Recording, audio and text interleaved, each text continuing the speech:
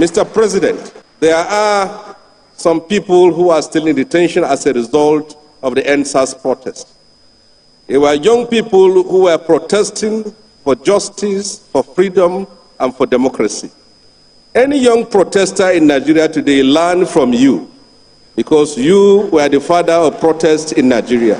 Are we truly democratic? The national anthem cannot unite a nation. A national pledge cannot unite a nation. A constitution cannot unite a nation. A nation is united by the ideals of freedom. A nation is united by equity and by justice. Many younger generations of today have not and couldn't know the sacrifice we have made to restore democracy to this country. It is important that we bring to attention to those who were not here in those days of the struggle. This democracy was not a gift given to us by the military. It was not a lottery that we won. It was a product of struggle and sacrifice. There were people who were forced into exile, like the President and Commander-in-Chief of the Armed Forces and the likes of Wole Soyinka. There were people who were sent to prison, like us. We're supposed to spend the first 15 years of our life in prison, but by the magnanimity of God, we were out. There were many who were dead. This democracy was a product of struggle. Mr. President, you have a duty to succeed. If you succeed, we will share your glory because you came from the trenches, you came from that struggle, you come from that period of struggle.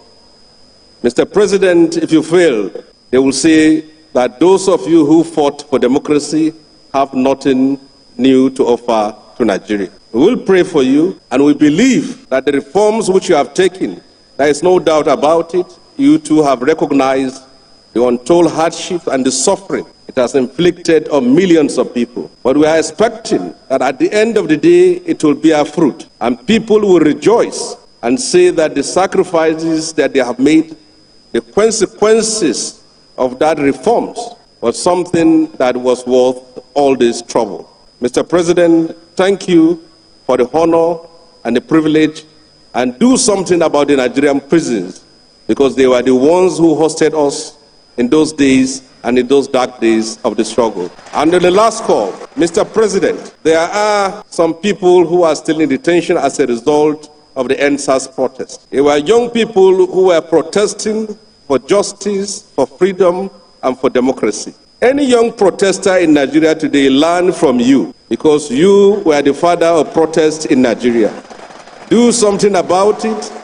Give them the freedom. You taught us, you funded us to stand up and fight, so they are your children and your grandchildren. Give them the pardon. Thank you and God bless. Yes, Bola Ahmed Tinubu is the custodian of protests in Nigeria.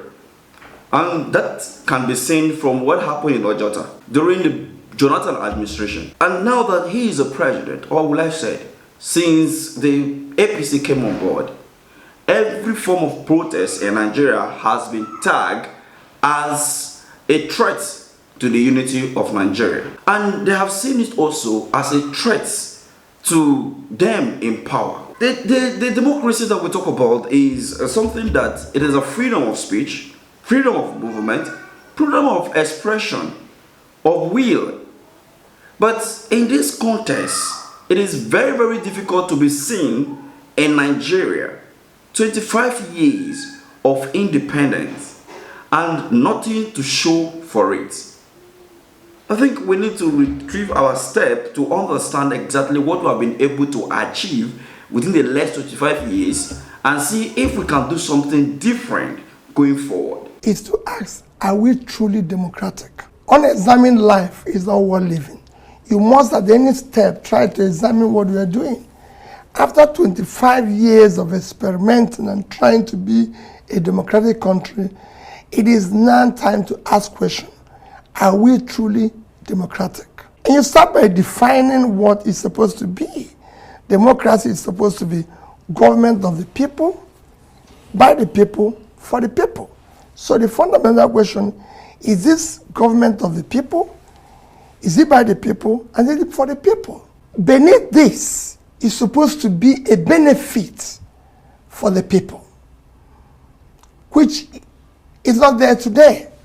Absence of which have led to leadership failure over the years. that brought massive corruption, hunger, sufferings, all sorts of pain, insecurity, everything. So the opposite is what we've experienced. What we should actually be celebrating is that some sort of state capture, where those who have captured it have cornered all the benefits that are meant for the people. All the people are supposed to see in terms of good education, good health, and pulling them out of poverty have been cornered by the few that have captured the system. Now, His Excellency Mr. Peter Obi have added his own voice to this. And that it is obvious that some people actually captured the Nigerian government, of which this can be seen from the manner at which the country is being run. Even the manner at which this current government has been run within the last 1 year in office. You will see that oftentimes they keep saying that the citizens should cut down their cost of living, they should cut down this and that. And at the end of the day, you see them living, elaborate lifestyle and all of that, when they continue to say that Nigerians or Nigerian government can afford to do this or that.